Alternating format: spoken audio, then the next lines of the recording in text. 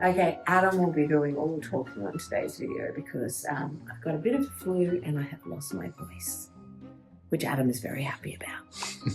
Well, update on the doors. We couldn't save these doors. They're still in bad condition and water leaks through them. The front doors face directly to the prevailing winds and the weather, and there's a lot of water that's been seeping through, and has probably caused this subsidence in the floor here as well. And there's been some leakage downstairs. So we'll be looking to, well, we will replace these doors with a new waterproof door so that there's no leakage inside. We've got a contractor coming through. He's given us a price. He's going to replace it with a chestnut coloured door. It's going to be slightly larger, but still the double leaf.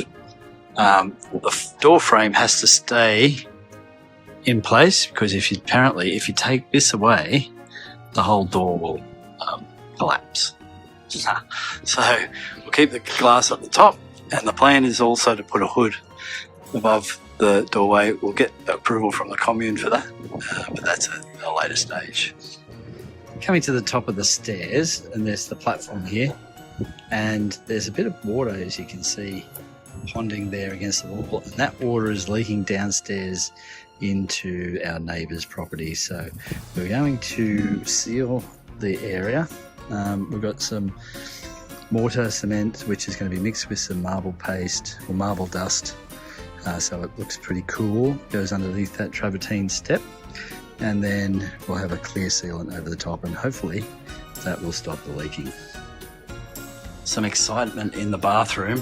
We've had a plumber in here. He's done all his rough-in for the shower. That's where the waste will be. He's been putting this area here too for the mixer, and across here where the toilet will do. You want to have a little bum gun, bidet washer, whatever you want to call it. This is bits and pieces that you have for the cassette for the system for the toilet, all in place. Looks really good. New windows, fantastico, and all electrical rough-in done. Oh, one big bonus is that the hot water system will go in the ceiling, above the ceiling.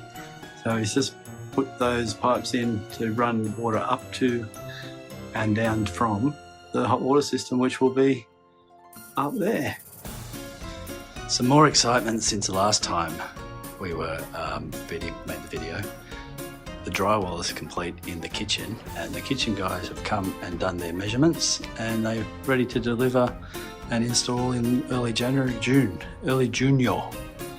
So we're just checking this out. The guy has done such a great job. Look at those joints up there against this old ceiling. Really, really cool job. Excellent. And on this side, on the electrical rough-in, you can see that the conduits are now being concreted into the walls, and now it's just ready for plastering. So we changed all the windows to these European styles, and I now have my model demonstrating the opening system and now the tilt system. Yeah, so the great thing about these is they're double glazed, and when they're closed you can hear bugger all from outside, and they hopefully will keep the heat in and the cold out. We've come up with a plan for the doorway here. Doorway for the bathroom is going to be a barn door, which is like a sliding door with an open mechanism on top.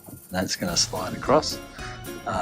We've worked out all of the levels, particularly, as you can see, the level between here and here. So the door can slide underneath this way. It's going to be pretty cool, I think. This is electrical spaghetti. It's coming in down from the roof. So this is where the power box will be situated, in that little spot there.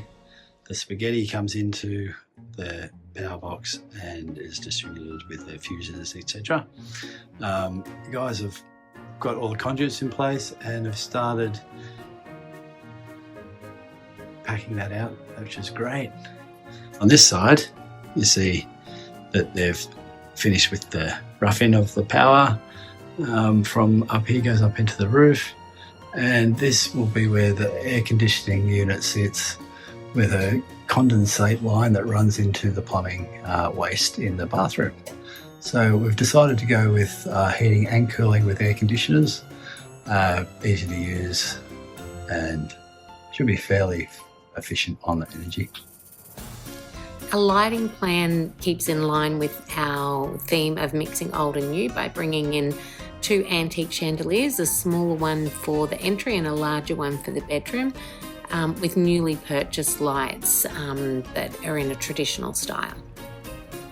More excitement. The door is now through to the bedroom.